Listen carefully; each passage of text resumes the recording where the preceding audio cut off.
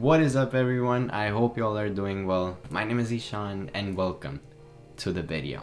Man, it is Wednesday evening and I am finally done with the entirety of my semester. I just took my last final today and I actually got the grade right away. I got a 90 on it, which is, pretty decent for the cell bio class that I'm taking, and I'm pretty sure I've secured a pretty good grade in that class. So, man, I'm so happy that the semester is finally over, man. It's been a long ride.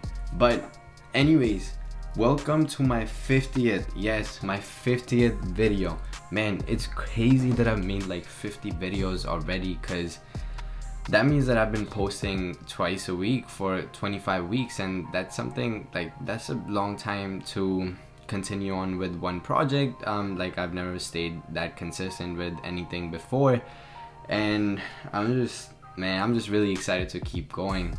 You know, when I first initially started making these YouTube videos, I was actually scared that I'm gonna like run out of project ideas in a while, and not project ideas, video ideas. And it's surprising, but also like it's a very ecstatic moment that every week I start coming up with different ideas, and even now, like, I have a reserve of like a lot of ideas that even if I had like a writer's block one of the weeks, then I can just pull out an idea from that reserve and make a video on that. But anyways, getting into the 50th video special for today, you know, 2 weeks ago, one of my friends, he sent me a post on Instagram where this dude like wrote a letter to his 5 years past self, 5 years ago past self, so who he was like 5 years ago, and wrote a letter to that version of himself. And it was pretty neat, you know, it was pretty nice, and I was like, I should do something like that. And I did. I wrote a letter to my 2016 year version of me, and in this video I want to go over 3 things that I would tell my 2016 version, and why you should consider writing a letter to your 5 years ago self.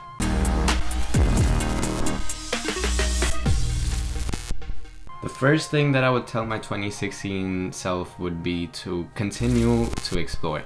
So at this time in 2016, I was transitioning from my sophomore year of high school to junior year of high school, and in that summer of that transition period, I was actually working as a camp counselor. You know, I was barely getting paid anything. It was close to like peanuts at this point, and I was working long hours. But honestly, at that point, I didn't really have a lot of like past internship experience or work experience, so I was just trying to find any summer opportunities that would keep me out of the house and still keep me on my feet, and helping me a little bit realize like what it is that I like and what it is that I don't. And in terms of my schooling at the time, I was getting involved with different co-curriculars, and I had joined 2 sports teams, one in the fall season and one in the spring season, so that was also keeping me busy and helping me realize if that's something that I enjoy. And in terms of my career pathway at the time, like I was meeting pretty frequently with my college counselor and my guidance counselor to make sure, like, you know, I'm on track with my school courses, but at the same time, like, I'm looking at scholarships and college plans as well. So if I were to go back, or in the letter at least, I wrote that I would tell myself to continue to explore different things and continue to identify what it is that I like and continue with it, and then if something I don't like, then stop doing it and transition into other things. The second thing that I wrote to my 2016 version of me, it was to trust yourself over others, or trust myself over others. I don't know, whichever one, take it how it is.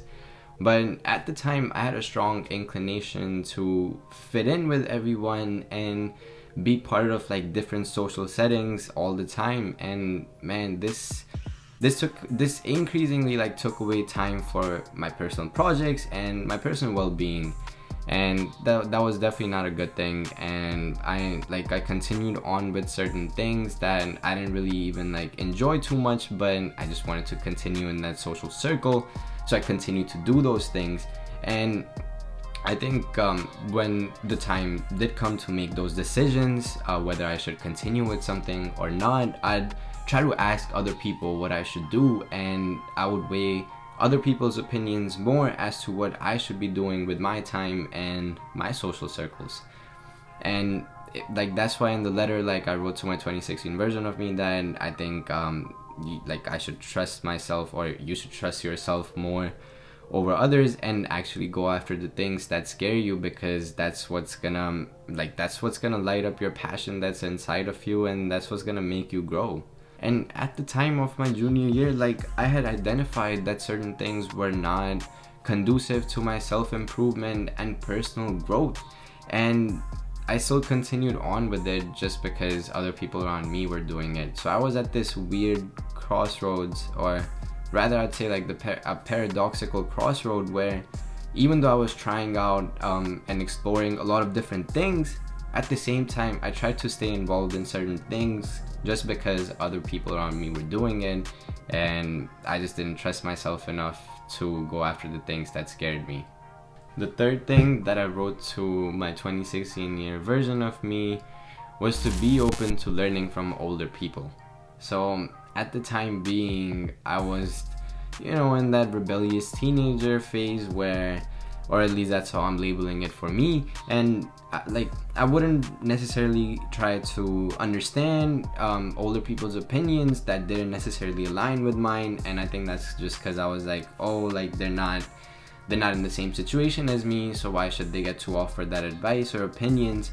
And it's also paradoxical that I was listening to my friends' opinions and weighing their opinions more on the things that I should do versus what I should not, and not listening to the older folks. But again, I was just in that rebellious teenager phase where I just thought that I'm the shit and I know everything, and older people just don't understand me. But if I were to go back, or at least what I wrote in the letter was that I think I need to chill out and just consider listening and understanding what the older people actually have to say, because even though they may not fully understand the intricacies of my personal circumstances and my personal situations, they have been through similar experiences in the past, and they've actually learned from it and already grown from it. So they have valuable learnings and advice that they can offer to me, which can make some of my transition periods much smoother than they would go if I were to just, ignore the older people's advice completely and just not even be open to listening to other opinions. That's something that I've worked on a lot since then, and honestly, if I didn't work on that and grow from it, then I wouldn't be where I am in terms of my research opportunities and like my career trajectory, even getting into the college that I did. Like, these things wouldn't have happened if I wasn't willing to open my mind and actually listen to what the older people had to say in terms of my advice and my pathway. So yeah, the 3 things that I tell my 2016 year version of me would be to continue to explore, trust yourself over others, and be open to learning from older people. And now that I've been through this activity or self-reflection process myself, I really want to urge and implore you all to just sit with yourself for 20-30 minutes or so and just write out a letter to your 5 years ago past self, where you outline like anything that you would tell yourself in the past, or things that have helped you grow and how far you've come. And this process can really help you learn more about yourself in the different ways that you've grown, and it can help you identify some of the insecurities that you have worked through, and it can just give you that sense of accomplishment and achievement, which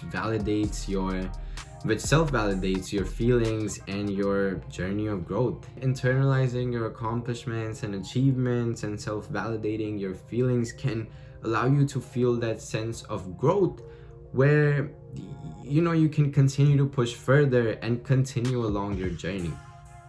Anyways, that is all I've got for this video. If you made it this far into it, I just want to say I appreciate you so much and thank you for tuning in.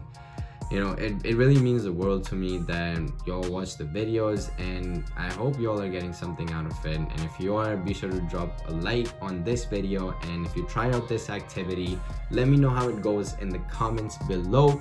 And if you're new to the channel, consider hitting that subscribe button and turning on notifications, because I release at least 2 new videos every single week, and I'm gonna catch y'all in the next one.